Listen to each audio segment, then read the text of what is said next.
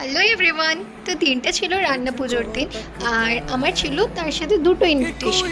একটা ছিল রান্না পুজোর ইনভিটেশন, আর সেকেন্ডটা ছিল বার্থডে ইনভিটেশন। তো রান্না পুজো আমাদের মামার বাড়িতে প্রতি বছর হয়, আর আমরা প্রতি বছর আগের দিন থেকে চলে যাই।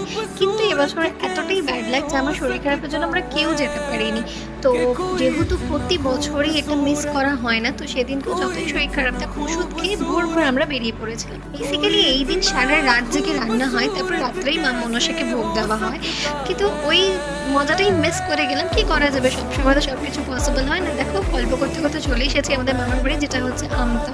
এরকম এত সুন্দর এনভায়রনমেন্ট কিন্তু আমাদের এই সাইডে দেখাই যায় না। দুপাশে পুকুর পুকুর, গাছপালায় ভর্তি পুরো। দেখো এটা আমাদের গৌরনীতাই মন্দির, সেটা দেখতে দেখতে আমাদের ভুচু আর চজন দাদা গেল একটা স্কুটির সাথে ধাক্কা লেগে, তারপরে ঝগড়া। তো আমরা চলে আসি মামার বাড়ি থেকে। মৌ দিদি, অয়ন্তিকা দি, মাইমা সবাই মিলে সব কিছু রেডি করে রেখেছিল। আগের দিনে রাত্রে ভোগ তো ঠাকুরকে দেওয়া হয়েই গেছিলো। এই রান্নাগুলো কিন্তু হচ্ছিল